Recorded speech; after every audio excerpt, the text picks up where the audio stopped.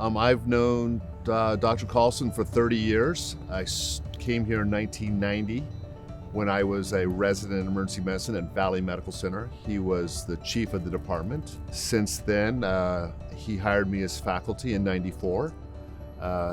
He was my boss and colleagues and a friend. Yes, I've known Dr. Kallsen, I could say, my whole career. So I started out as a resident here at UCSF Fresno, and he was the chief at that time.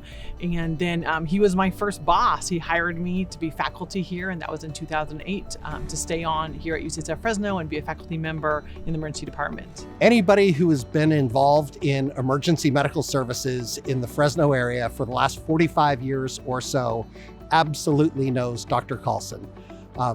Dr. Kallsen has his fingerprints on every aspect of this EMS system. Dr. Kallsen is an amazing human. I don't know how he does all the things that he does for Fresno and for the Outerline community. He does amazing things in medicine. He was one of the founders of emergency medicine. He helped start our program here many years ago. So in the early 1970s, emergency medicine wasn't even a specialty. And so he helped create this specialty. And he was really kind of I would say a forethinker and really thought about emergency medicine specialty. So I think it's really changed the Valley and changed nationally. And this is during a time where emergency medicine didn't really have a voice nationally. He went into a specialty that had an uncertain future, and look where we are at today. He came to Fresno when there were only maybe a dozen emergency medicine programs in the country. Fresno had the wherewithal and the vision to know that emergency medicine mattered. He helped steward and shepherd a program that's come a long way from 8 or 9 faculty when I was a resident to 40 today. We have faculty that have expertise in toxicology and wilderness medicine and ultrasound and hospice and palliative medicine and critical care and pediatrics and law. Could you imagine what our community would be like if we didn't have the training programs that we have here today? We really owe him and thank him for his work in EMS. So right now we take for granted, I call 911, an ambulance shows up in less than 10 minutes and takes us to a hospital. And that's really, I feel like, due to him and the founding fathers of our EMS system. When he first started, you call 911, there was multiple agencies, multiple people would show up, and you might not get the closest person to come to you. It might take a half an hour because it was a rotating schedule.